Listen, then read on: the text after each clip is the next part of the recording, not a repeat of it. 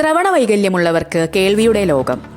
Violin തന്ത്രികളിൽ Ouseppachan മീട്ടിയ ആ പഴയ മധുരനൊമ്പരത്തിന്റെ ഈണം സാക്ഷിയാക്കി മലയാളത്തിന്റെ പ്രിയനടൻ മമ്മൂട്ടി ആ പ്രഖ്യാപനം നടത്തി. കാതോട് കാതോരം.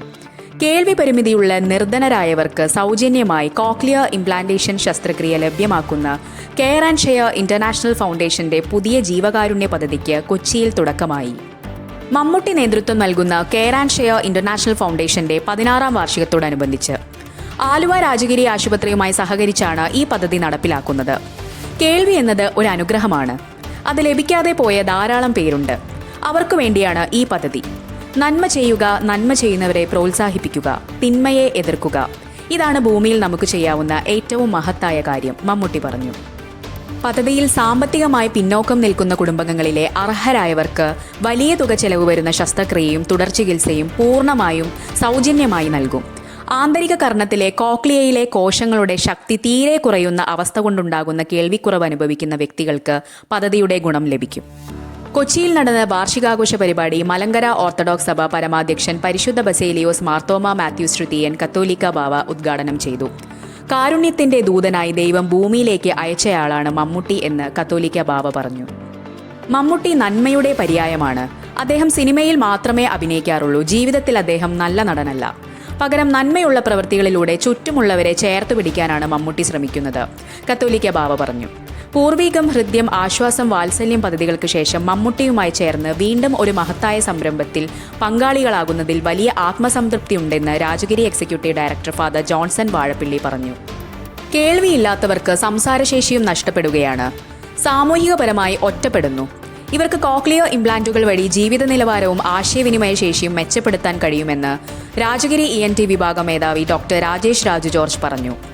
അർഹരായ ഗുണഭോക്താക്കളെ തിരഞ്ഞെടുക്കാൻ പ്രത്യേക സംഘത്തെ നിയോഗിച്ചിട്ടുണ്ടെന്ന് ഫാദർ തോമസ് കുര്യൻ മരോട്ടിപ്പുഴ അറിയിച്ചു.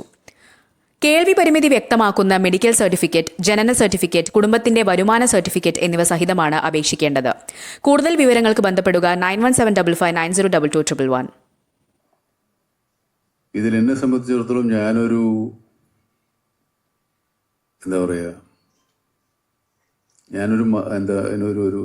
ഒരു പ്രതീകമായിട്ട് നിൽക്കുന്നതേ ഉള്ളൂ. അല്ലാണ്ട് ഞാൻ ഇറങ്ങി പ്രവർത്തിക്കുന്നതൊക്കെ വളരെ കുറവാണ്. പ്രവർത്തിക്കുന്ന ഒത്തിരി ആൾക്കാർ വേറെയുണ്ട്. എന്നെ ഒരു മുമ്പിൽ നിർത്തിയിട്ട് നമ്മളിങ്ങനെ നിൽക്കൂല്ലോ, പ്രതീകം പോലെ എന്നെ അവിടെ നിർത്തിയിട്ട് ഇവരാണ് പ്രവർത്തിക്കുന്നത്. എന്നോട് ചോദിക്കുന്നൊക്കെ ഉണ്ട്, ശരിയാണില്ലെന്നല്ല ഞാൻ പറയുന്നത്. എൻ്റെ അഭിപ്രായങ്ങൾ ആരായാറുണ്ട്.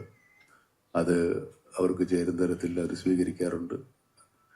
16 വർഷം ഇതിങ്ങനെ പ്രവർത്തിച്ചുകൊണ്ട് വിവിധ ആശയങ്ങൾ, വിവിധ പ്രോഗ്രാമുകളൊക്കെ ആയിട്ട് വരുന്നത് വളരെ സന്തോഷകരമായ ഒരു കാര്യമാണ്. അതിനൊരു ഭാഗമാകുന്നത്. ഇതിനകത്ത് ഞാനിതിൽ ചേർന്നതിനല്ല, എന്നെ ഇതിൽ ചേർത്തതിനാണ് ഞാൻ നന്ദി പറയേണ്ടത്. കാരണം ഇത്രയും ആളുകളുടെ സ്നേഹാദരങ്ങൾ ഞാൻ അർഹിക്കുന്ന തരത്തിലല്ലെങ്കിലും പോലും എനിക്ക് സൗജന്യമായി ലഭിച്ചുകൊണ്ടിരിക്കുന്ന ഒരവസ്ഥയാണിത്. അതിലൊരു മഹാഭാഗ്യമായിട്ട് കരുതുകയാണ് ഞാൻ. കെയർ ആൻഡ് ഷെയറിന്റെ ഓരോ പുതിയ കാൽവയ്പ്പുകളിലും പ്രോഗ്രാമുകളിലൊക്കെ അവരെന്നെ ഉൾപ്പെടുത്താറുണ്ട്. അതിലും വളരെ സന്തോഷം. ഇവിടെ കെയർ ആൻഡ് ഷെയറിന്റെ 16ാം വാർഷികത്തിനപ്പുറത്തേക്ക് ഒരു പത്മശ്രീ ആഘോഷിക്കുന്നത് കണ്ട് ഞാൻ സന്തോഷം. പത്മഭൂഷൺ ഞാൻ തന്നെ മറന്നിരിക്കുന്നത്. അത് നിങ്ങൾക്കൊക്കെ ആഘോഷിക്കാനുള്ള ഒരു വാക്കാണ്. ഞാൻ പത്മഭൂഷൺ മമ്മൂട്ടി എന്ന് പറയാറുമില്ല, പറയാനും പാടില്ല. അതുകൊണ്ട് എനിക്കത് ബാധിക്കുന്നില്ല. അത് നിങ്ങൾക്ക് മാത്രം കൈകാര്യം ചെയ്യാവുന്ന ഒരു പേരാണ്. എന്നെ മമ്മൂട്ടി എന്ന് മാത്രം വിളിച്ചാലും മതി. പക്ഷേ ഞാൻ മമ്മൂട്ടി മാത്രമാണ്. നിങ്ങൾക്കൊക്കെ പത്മഭൂഷൺ ആവട്ടെ, ആയിക്കോട്ടെ. നമ്മുടെ ഒരു ലെറ്റർ പാഡിൽ പോലും എനിക്ക് വെക്കാൻ പറ്റില്ല. നമ്മൾ സ്വയം ആഘോഷിക്കേണ്ട ഒരു കാര്യമല്ല. മറ്റുള്ളവർക്ക് വേണ്ടിയുള്ള ഒരു ഒരു സ്ഥാനമാണ്. അതൊക്കെ അവിടെ നിൽക്കട്ടെ.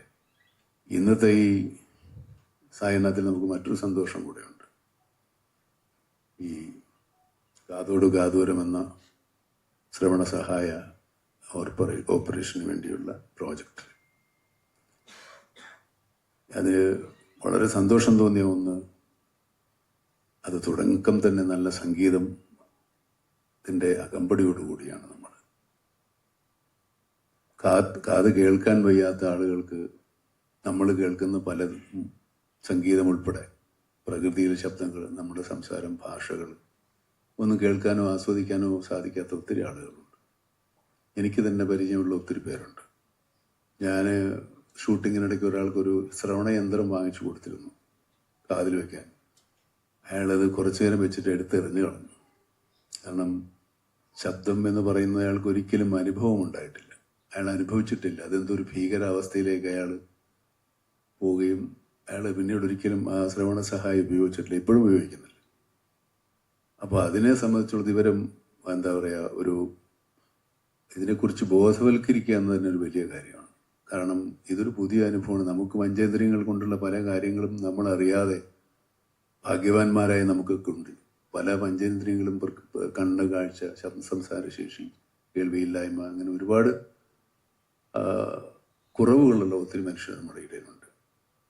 ഈ സംരംഭം നമ്മളെ സംബന്ധിച്ചിടത്തോളം കാഴ്ചയ്ക്കപ്പുറത്തേക്ക്, കാഴ്ച കണ്ടാൽ കാഴ്ചയും കേൾവിയുമാണ് മനുഷ്യനെ ഏറ്റവും കൂടുതൽ ശ്വാസം വലിക്കുകയും ശ്വാസം വലിക്കുമ്പോൾ നമ്മൾ ശ്വാസം വലിച്ച് മണമില്ലെങ്കിലും ശ്വാസം വലിക്കാം. ചിലർക്ക് അതുമില്ല. കുറെ കാലത്ത് എനിക്കില്ലായിരുന്നു ഇതൊന്നും. ഇപ്പം കുറച്ച് കിട്ടി തുടങ്ങിയിട്ടുണ്ട്. അപ്പോൾ ഇതൊക്കെ നമുക്ക് ഇല്ലാത്തപ്പോഴേ അതിൻ്റെ വില അറിയുള്ളൂ. നമ്മൾ ശബ്ദം കുറച്ച് വയ്ക്കുക, മിണ്ടാതിരിയാടാന്നൊക്കെ പറയുമ്പോൾ നമ്മൾ കേൾക്കുന്നത് കൊണ്ടാണ്. കേൾക്കാത്ത ആരും അങ്ങനെ പറയാറില്ല. നമുക്ക് പാട്ടിഷ്ടമാണ്, ചില പാട്ടിഷ്ടമല്ല, ചില ശബ്ദം ഇഷ്ടമില്ല, ഒക്കെ നമുക്ക് കേൾക്കുന്നത് കൊണ്ടാണ് നമ്മളെ ഇഷ്ടങ്ങളൊക്കെ നടക്കുന്നത്. കേൾക്കാത്തവർക്ക് എന്തെങ്കിലും കേട്ടാൽ മതി എന്ന് ആഗ്രഹിക്കുന്ന ഒരവസ്ഥയുണ്ടാവും. കേൾവി കുറഞ്ഞു വരും ചിലപ്പോൾ പ്രായം കൂടുന്ന ചില ആളുകൾ. അപ്പോൾ കേൾവി നമ്മുടെ ഒരു അനുഗ്രഹമാണ്. അത് ജന്മനാ നഷ്ടപ്പെട്ടു പോയവർക്ക് അവർക്ക് അതിനോടൊരു അവസരം ഉണ്ടാക്കി കൊടുക്കുക എന്ന് പറയുന്നത് നമുക്ക് ചെയ്യാവുന്നൊരു വലിയ കാര്യമാണ്. എനിക്കിന്ന് വളരെ സന്തോഷമുള്ളൊരു ദിവസമാണ്. ഈ ഞാൻ പറയുന്നതൊക്കെ നിങ്ങളെല്ലാവരും കേൾക്കുന്നു എന്ന് തന്നെയാണ് ഞാൻ വിചാരിക്കുന്നത്. അത് തന്നെയാണ് എൻ്റെ ആഗ്രഹം. കേൾക്കാത്ത ഒത്തിരി പേർക്ക് വേണ്ടിയുള്ള ഈ എൻ്റെ ശബ്ദം മാക്സിമം പേർക്ക് എത്തിച്ചു കൊടുക്കാൻ സാധിക്കുന്നതിൽ എനിക്ക് വളരെ സന്തോഷമുണ്ട്. അത് ഈ സായാഹ്നത്തിൽ ഇങ്ങനെ നിങ്ങൾക്ക് എല്ലാവർക്കും സന്തോഷമുള്ള, നമുക്കെല്ലാം സന്തോഷമുള്ളൊരു സമയത്ത് ഇതിനെ ഉദ്ഘാടനം ചെയ്യാൻ സാധിച്ചതിലേക്ക് സന്തോഷമുണ്ട്. ഇതിനെ ഞാൻ പറഞ്ഞില്ലേ, ഞാനൊരാളായിട്ട് നിൽക്കുന്നത് മാത്രമേ ഉള്ളൂ. എൻ്റെ പിന്നിലുള്ള ഒരു വലിയ കൂട്ടമുണ്ട്, വലിയ ജനക്കൂട്ടമുണ്ട്, വലിയ സമൂഹമുണ്ട്. ഇതിൻ്റെ പ്രവൃത്തികൾ ചെയ്യുകയും അതിനെ അംഗീകരിക്കുകയും ചെയ്യുന്ന ഒരു സമുദായം നമുക്കുണ്ട്. നമ്മുടെ മനുഷ്യത്വം അല്ലെങ്കിൽ മനുഷ്യൻ പൂർണ്ണനാകുന്നത് നന്മ ചിന്തിക്കുകയും നന്മ പ്രവർത്തിക്കുകയും നന്മയെ ചെയ്യാൻ പ്രേരിപ്പിക്കുകയും നന്മ ചെയ്യുന്നവരെ സഹായിക്കുകയും നന്മയ്ക്ക് വേണ്ടി വാദിക്കുകയും ചെയ്യുമ്പോഴാണ്. തിന്മയെ എതിർക്കുമ്പോഴും ആണ് മനുഷ്യൻ്റെ ജീവിതം പൂർണ്ണമാകുന്നത്. ചെറിയ ചെറിയ കാര്യങ്ങൾക്ക് പോലും നമ്മൾ അങ്ങോട്ടും ഇങ്ങോട്ടും വെറുക്കാറുണ്ട്, പിണങ്ങാറുണ്ട്, ദേഷ്യപ്പെടാറുണ്ട്, വൈരാഗ്യം വയ്ക്കാറുണ്ട്. നമ്മുടെ ജീവിതത്തിൻ്റെ ദൈർഘ്യം ആലോചിച്ചാൽ ഇതൊന്നും നമ്മൾ ചെയ്യില്ല. പക്ഷേ മനുഷ്യൻ അങ്ങനെയാണ്. മനുഷ്യൻ അത് ആലോചിച്ചിരുന്നാൽ മനുഷ്യൻ വളരില്ല. അത് വേറെ ഭാഗം. നമുക്ക് ഉയർച്ച ഉണ്ടാകണം, പുരോഗതി ഉണ്ടാകണമെങ്കിൽ നമ്മൾ ലോകാവസാനം വരെ ജീവിച്ചിരിക്കുമെന്ന് വിചാരിച്ചാലേ ഇതൊക്കെ നടക്കുകയുള്ളൂ. ഇല്ല, എന്തെല്ലാം കാര്യങ്ങൾ ആളുകളോട് ചെയ്യുന്നുണ്ട്. അപ്പോൾ ഇത് നമ്മുടെ കയ്യിൽ തന്നെ എന്നും ഉണ്ടാകുമെന്ന് വിചാരിച്ചിട്ടാണ്. അങ്ങനെ അല്ലാന്ന് നമുക്ക് തന്നെ ബോധ്യമുണ്ട്. പക്ഷേ എന്നാലും അങ്ങനെ ഒരു പ്രതീക്ഷയാണ് മനുഷ്യനെ ഇതൊക്കെ ചെയ്യാൻ പ്രേരിപ്പിക്കുന്നത്. പിന്നെ ഇതൊരു പരലോക ജീവിതം ഉണ്ടാവുമെന്ന് വിചാരിച്ച് നമ്മൾ ഒരുപാട് നല്ല കാര്യങ്ങൾ ചെയ്യാറുണ്ട്. ഉണ്ടാവുമെന്ന് വിചാരിക്കുക. അതിലാണ് ഇതൊക്കെ ഉൾപ്പെട്ടിട്ടുള്ളത്. ഈശ്വരവിശ്വാസം പോലും പരലോക ജീവിതം ഉണ്ടെന്ന് വിചാരിക്കുമ്പോൾ മാത്രമാണ് ഈശ്വരവിശ്വാസം ഉണ്ടാകുന്നത്. ഈശ്വരനെ നമ്മൾ കണ്ടിട്ടില്ല, കേട്ടിട്ടില്ല. പക്ഷേ ഈശ്വരൻ ഉണ്ടെന്നുള്ളൊരു വിശ്വാസം നമുക്ക് പരലോകത്ത് കാണാൻ പറ്റുമെന്ന് വിചാരിച്ചിട്ടാണ് നമ്മളൊക്കെ ഇരിക്കുന്നത്, വിശ്വാസികളായിട്ടുള്ള എല്ലാവരും. അതും അതിനെ ആശ്രയിച്ചിരിക്കുന്നു. അങ്ങനെയാണെങ്കിൽ നന്മ ചെയ്യുന്ന എല്ലാവർക്കും ഫലമുണ്ടാകുമെന്നാണ് നമ്മുടെ എല്ലാ മതങ്ങളും പഠിപ്പിക്കുന്നത്. അപ്പോൾ നന്മ ചെയ്യാനുള്ളൊരു പ്രേരണ നമുക്കെപ്പോഴും ഉണ്ടാവണം. പരലോകം ഉണ്ടായാലും പരലോകം ഉണ്ടില്ലെന്ന് എന്ത് തരത്തിലുള്ള വിശ്വാസങ്ങളായാലും മനുഷ്യൻ ജീവിച്ചിരിക്കുന്ന കാലം നന്മ ചെയ്യുന്നിടത്തോളം ഒരു മനസുഖം നമുക്കൊന്നിനും കിട്ടില്ല. ചെയ്ത് നോക്കിയാലേ അറിയൂ. ഒരാൾക്കൊരു സഹായം ചെയ്തു കഴിഞ്ഞാൽ സഹായിക്കപ്പെട്ട ആൾ സന്തോഷിച്ചില്ലെങ്കിലും നമുക്കൊരു ഗൂഢമായ സന്തോഷമുണ്ടാവും. അയാൾ നമ്മളോട് നന്ദി കാണിക്കാതിരിക്കുക അയാളുടെ ഇഷ്ടം. പക്ഷേ നന്മ ചെയ്യുന്ന കാര്യത്തിൽ നമ്മളെപ്പോഴും സന്തോഷിക്കാൻ പറ്റും എന്നുള്ളത് നന്മ ചെയ്യുമ്പോഴേ മനസ്സിലാവും. എല്ലാവർക്കും നന്മ ചെയ്യാനുള്ള ആഗ്രഹവും അവസരങ്ങളും മനസ്സും ഉണ്ടാകട്ടെ എന്ന് പ്രാർത്ഥിക്കുന്നു. നമസ്കാരം.